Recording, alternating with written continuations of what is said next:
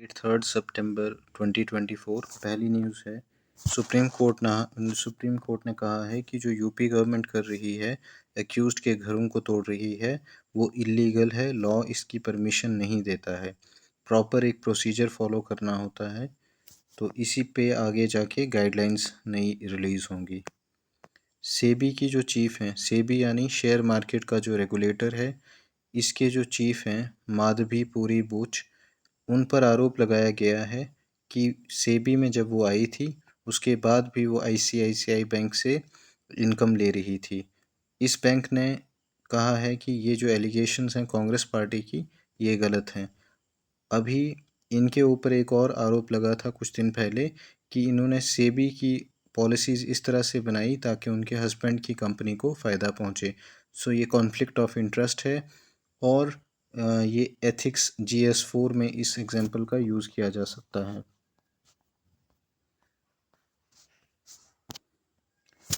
कल के न्यूज़पेपर में हमने पढ़ा था कि पुलिस कांस्टेबल का फिज़िकल टेस्ट झारखंड में चल रहा था, वहाँ पर 12 बच्चों की डेथ हो गई। अभी झारखंड के सीएम ने ऑर्डर दिया है कि ये जो टेस्ट चल रहे हैं इनको रोक दिया जाए।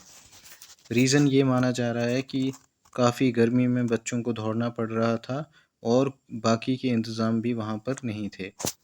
ये न्यूज़ शंभू बॉर्डर पर जो प्रोटेस्ट चल रहा है फार्मर्स का पंजाब हरियाणा बॉर्डर पर, उसको लेके है। फार्मर्स की डिमांड ये है कि जो वो प्रोड्यूस करते हैं उसकी एक मिनिमम सपोर्ट प्राइस उनको मिले और इसके लिए वो एक एक्ट की गारंटी चाहते हैं, लीगल गारंटी चाहते हैं। एमएसपी अभी भी दी जाती है अलग अलग क्रॉप्स पे। एमएसपी का टॉपिक एग्ज़ाम के लिए बहुत इम्पॉर्टेंट है, ये पता होना चाहिए। सुप्रीम कोर्ट ने जो कमेटी बनाई है उसको हेड करेंगे पंजाब कोर्ट के जज, जिनका नाम जस्टिस नवाब सिंह है। उड़ीसा की गवर्नमेंट ने जितनी भी डिस्ट्रिक्ट अथॉरिटीज़ हैं उनको ये गाइडलाइंस दी हैं कि रोहिंग्याज या बांग्लादेशी इंट्रूडर्स जो हैं उनकी लिस्ट तैयार की जाए ताकि उनको डिपोर्ट किया जाए। ये आर्टिकल कहता है कि क्यों औरतें अपना सेक्सुअल मिसकंडक्ट जो है, जो उनके साथ होता है कंपनीज़ में, वो सामने नहीं रखती। एक्चुअल में prevention of sexual harassment act 2013 के मुताबिक कोई भी ऑर्गेनाइजेशन जहाँ पर 10 या 10 से ज़्यादा विमेन एम्प्लॉइज़ हैं, उनको एक इंटरनल कंप्लेंट्स कमेटी को बनाना है। इसी तरह यूजीसी ने भी यूजीसी रेगुलेशन 2015 लाई थी, जिसमें ये बताया गया है कि इंटरनल कंप्लेंट्स कमेटी बनानी चाहिए। लेकिन इसका हम नेगेटिव पॉइंट ये देख सकते हैं कि क्योंकि इंटरनल कंप्लेंट्स कमेटी वहीं की ऑर्गेनाइजेशन है, उसी ऑर्गेनाइजेशन के अंदर ऑर्गेनाइजेशन है, तो औरतों को बोला जाता है कि आप केस को वापस ले लो या इसको बाहर ही सेटल कर दो। जो इंटरनल कंप्लेंट्स कमेटी है उसमें जो हेड होती है एक वुमन होती है, जो उसी ऑर्गेनाइजेशन पर में सीनियर लेवल पे होती है। इसके अलावा यहाँ इसमें 2 और मेंबर्स होते हैं जो कंपनी के होते हैं या ऑर्गेनाइजेशन के होते हैं, और एक मेंबर एनजीओ का या फिर ऐसी किसी ऑर्गेनाइजेशन का मेंबर होता है जिसने विमेन इश्यूज़ पे पहले काम किया है या सोशल वर्क किया है या लीगल सिस्टम को जानता है। अगर कोई ऑर्गेनाइजेशन इंटरनल कंप्लेंट्स कमेटी नहीं बनाती है तो उस पर पेनल्टी 50,000 की होगी और उसके बाद उसका लाइसेंस भी छीन लिया जाएगा।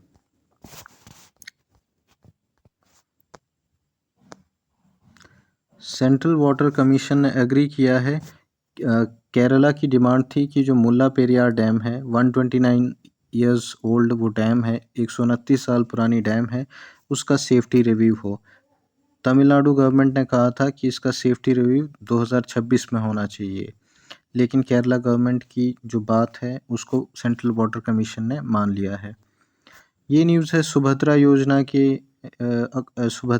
के रिलेटेड है। एक्चुअल में उड़ीसा में जब बीजेपी अपना मैनिफेस्टो लाई थी उसमें कहा था कि जितनी भी औरतें उड़ीसा की हैं उनको 2 साल के अंदर 50,000 रुपया दिया जाएगा। अब गवर्नमेंट ने इसी स्कीम को लॉन्च किया है सुभद्रा योजना नाम से, लेकिन इन्होंने वो 2 साल की जगह उसको 5 साल कर दिया है। तो स्कीम की गाइडलाइंस को चेंज किया गया है। हमें सिर्फ इतना पता होना चाहिए कि ये स्कीम उड़ीसा की है और सुभद्रा योजना किसके रिलेटेड है।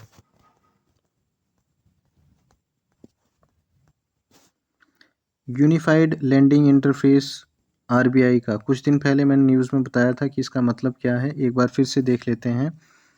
ये एक डेटाबेस होगा जिसमें जितने भी कस्टमर्स हैं बैंक्स के, उनका डेटा ऑलरेडी फीड होगा। इसमें फाइनेंशियल डेटा भी होगा, जैसे कि उन्होंने कितनी बार लोन लिया है, लोन चुकाया है या नहीं चुकाया है, और कुछ नॉन फाइनेंशियल डेटा भी होगा, जैसे लैंड का रिकॉर्ड। इससे फ़ायदा ये है कि जो टेनेंट फार्मर्स हैं, जिनकी अपनी ज़मीन नहीं है, जो किसी और की ज़मीन पे काम करते हैं, उनको भी लोन मिलेगा, क्योंकि ये लोन की एप्लीकेशन जल्दी प्रोसेस होगी, क्योंकि बैंक्स के पास ऑलरेडी डेटा होगा कि कौन डिफ़ॉल्टर है, कौन नहीं है। यहाँ पर ये जो ऐप है, ये एपीआई पे बेस्ड होगी। एपीआई का मतलब है ये ओपन सोर्स होगी, कोई भी इसे यूज़ कर सकता है, जिसके पास इसका फॉर्मल एक्सेस हो, और उनके पास वो डेटा आ जाएगा कि किस किस का कितना उधार है, क्रेडिट हिस्ट्री क्या है। प्राइम मिनिस्टर नरेंद्र मोदी 2 देशों की यात्रा पे हैं, आसियान देशों की, ब्रुनेई और सिंगापुर। ब्रुनेई में नरेंद्र मोदी वहाँ की कैपिटल बंदर सेरी बेगवान में विज़िट करेंगे और वहाँ के प्राइम मिनिस्टर से मिलेंगे। 2018 में इंडिया और ब्रुनेई ने एक स्पेस एग्रीमेंट साइन किया था, उसी को लेके आगे एमओयू साइन होगा। साथ साथ प्राइम मिनिस्टर मोदी सिंगापुर में प्राइम मिनिस्टर लॉरेंस वोंग से मिलेंगे और 4 एग्रीमेंट्स को साइन करेंगे। पहला एग्रीमेंट सेमीकंडक्टर के रिलेटेड होगा, दूसरा डिजिटल कोऑपरेशन, तीसरा हेल्थ केयर और चौथा स्किलिंग के रिलेटेड। यहाँ पर ये ख़ास बात है कि सिंगापुर इंडिया का सबसे बड़ा एफडीआई का सोर्स है। एफडीआई का मतलब होता है जब एक विदेशी कंपनी इंडिया में अपनी कंपनी को प्रॉपरली सेट करती है, उसे फॉरेन डायरेक्ट इन्वेस्टमेंट कहते हैं, अपने ऑफिसेज़ वगैरह खोलती है। इसके अपोजिट अगर फॉरेन इंस्टीट्यूशनल इन्वेस्टमेंट या एफआईआई देखें, तो उसमें विदेशी कंपनियां सिर्फ शेयर मार्केट में शेयर्स और डिबेंचर्स खरीदती हैं। यहाँ पर एक इम्पॉर्टेंट न्यूज़ है जो पूछी जा सकती है एग्ज़ाम में, कि इंडिया चाहता है कि 2009 में आसियान देशों के साथ जो इंडिया ने एफटीए साइन किया था, उसको रिवाइव किया जाए, और उस एफटीए का नाम आईटी का यानी ASEAN India trade in goods agreement था। यहाँ पर ये एक इम्पॉर्टेंट बात है कि ब्रुनेई इंडो पैसिफिक सर्कल, ये जो इंडो पैसिफिक रीजन है उसके सेंटर में आता है। इसी वजह से इस देश के साथ रिलेशंस इंप्रूव करना बहुत ज़रूरी है, क्योंकि ये स्ट्रेटेजिक पॉइंट ऑफ व्यू से बहुत इम्पॉर्टेंट है। नेक्स्ट खबर है कि जॉइंट कमांडर्स की कॉन्फ्रेंस लखनऊ में हो रही है। इंडिया में क्या है कि जैसे मान लीजिए चाइना के बॉर्डर के साथ इंडिया के जितने भी स्टेट्स हैं, उनमें 5 कमांड्स हैं, 5 ग्रुप्स हैं आर्मी के, जो कभी भी अटैक होगा तो वो अपने अकॉर्डिंगली वो काम करेंगे। लेकिन अब नई सजेशन ये है कि इंटीग्रेटेड थिएटर कमांड होना चाहिए, यानी अगर चाइना के साथ लड़ाई है तो एक ही कमांड होनी चाहिए, उसमें एयरफोर्स और आर्मी दोनों होने चाहिए। इसी को लेकर अब जॉइंट कमांडर्स कॉन्फ्रेंस हो रही है लखनऊ में। इसके अलावा 4 जॉइंट लॉजिस्टिक नोड्स भी बनाए जाएंगे। इसका मतलब ये नोड्स जो हैं ये क्या करेंगे, लॉजिस्टिक्स प्रोवाइड करेंगे। लॉजिस्टिक्स यानी मान लीजिए जो भी इनको मूवमेंट के लिए ज़रूरी होगा सामान, और ये लॉजिस्टिक्स सेंटर्स जो हैं वो लेह, सिलीगुड़ी, सुलूर और प्रयागराज में बनाए जाएंगे। अब ये 3 JLN यानी जॉइंट लॉजिस्टिक नोड्स एग्जिस्ट करते हैं मुंबई, गुवाहाटी और पोर्ट ब्लेयर में। तो ये पूछा जा सकता है कि जो नए जॉइंट लॉजिस्टिक नोड्स हैं वो कहाँ पर बनेंगे। आंसर होगा लेह, सिलीगुड़ी, सुलूर और प्रयागराज में। सेंट्रल गवर्नमेंट ने 23rd लॉ कमीशन को कॉन्स्टिट्यूट किया है। Law commission different legal points पे अपनी राय रखता है, और उस एक्सपर्ट व्यू को गवर्नमेंट एक्सेप्ट या रिजेक्ट कर सकती है। इसमें जो नया लॉ कमीशन बनाया जाएगा, इसमें सुप्रीम कोर्ट और हाई कोर्ट के जो सर्विंग जजेस हैं वो उसके चेयरमैन और मेंबर्स होंगे। इसमें full time chairperson, 4 full time members होंगे और 1 मेंबर सेक्रेटरी भी होगा। इसमें 5 से ज़्यादा पार्ट टाइम मेंबर्स नहीं हो सकते। ये न्यूज़ है department related, parliamentary standing committees के रिलेटेड। पार्लियामेंट की जो स्टैंडिंग कमेटीज़ होती हैं, जो डिफरेंट डिपार्टमेंट्स की होती हैं, वो 24 होती हैं। 16 लोकसभा के अंडर आती हैं, 8 राज्यसभा के अंडर आती हैं।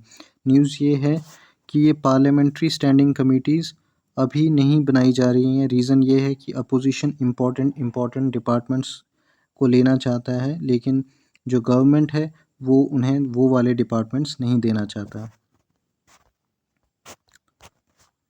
ये न्यूज़ है कि नई 7 स्कीम्स फार्मर्स के रिलेटेड लॉन्च की गई 14,000 करोड़ की। इसमें सबसे इम्पॉर्टेंट डिजिटल एग्रीकल्चर मिशन है। इसमें आगे फर्दर 3 स्कीम्स हैं। पहली स्कीम एग्री स्टैक है, जिसमें जितने भी इंडिया के फार्मर्स हैं उनका डेटाबेस होगा, उनकी इंफॉर्मेशन होगी। इसके अलावा गाँव के मैप्स होंगे और क्रॉप्स के बारे में इंफॉर्मेशन होगी। सो एग्री स्टैक एक स्टैक है, एक ग्रुप है जिसमें ये सब इंफॉर्मेशन होगी। दूसरा पार्ट जो डैम का यानी डिजिटल एग्रीकल्चर मिशन का है, वो ये उसका नाम कृषि डिसीजन सपोर्ट सिस्टम है। इसमें क्या होगा, जितना भी रिमोट सेंसिंग के थ्रू डेटा लिया जाएगा एग्रीकल्चर के रिलेटेड, वो इस कृषि डिसीजन सपोर्ट सिस्टम में मिलेगा। सॉइल प्रोफाइल मैपिंग भी की जाएगी, ये थर्ड कंपोनेंट है इसका। सॉइल की प्रोफाइल बनाई जाएगी कि सॉइल कैसी है इंडिया के अलग अलग पार्ट्स में। फिर कुछ और स्कीम्स भी हैं, जैसे क्लाइमेट रेजिलियंस के लिए एक स्कीम है, एग्रीकल्चरल स्टूडेंट्स को सपोर्ट करने के लिए एक स्कीम है, लाइव स्टॉक के रिलेटेड, हॉर्टिकल्चर के रिलेटेड स्कीम है। लेकिन जो सबसे इम्पॉर्टेंट स्कीम वो है डिजिटल एग्रीकल्चर मिशन, जिसकी फर्दर स्कीम्स हैं एग्री स्टैक, कृषि डिसीजन सपोर्ट सिस्टम और सॉइल प्रोफाइल मैपिंग।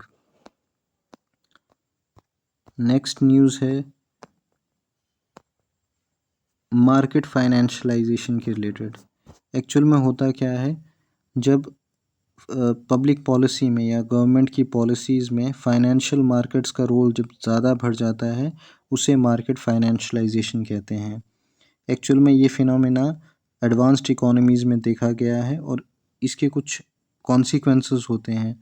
जैसे टोटल डेट जो है, पब्लिक डेट और प्राइवेट डेट, वो बढ़ जाता है और इनइक्वालिटीज़ देखने को मिलती हैं। लेकिन हमारे इंडिया के चीफ इकोनॉमिक एडवाइज़र का मानना है कि ऐसे सिम्टम्स अभी इंडिया में नहीं आए हैं, लेकिन हमें ध्यान रखना पड़ेगा कि कहीं इनइक्वालिटी ग्रोथ की वजह से इनइक्वालिटी ना आए। ये न्यूज़ इंटरनेशनल रिलेशंस में बात कर रही है कि चाइना और अफ्रीका के बीच में एक फ़ोरम की शुरुआत हो गई है और वहाँ पर 12 से ज़्यादा अफ्रीका के देश चाइनीज़ प्रेसिडेंट से मिलेंगे। अफ्रीका के देशों की ये इम्पोर्टेंस है कि वहाँ पर बहुत सारे रिसोर्सेज हैं।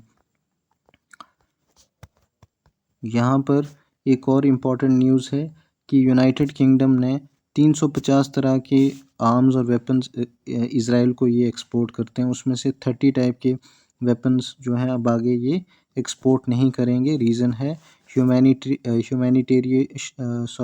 ह्यूमैनिटेरियन लॉ का जो वायलेशन हुआ है गाज़ा एरिया में।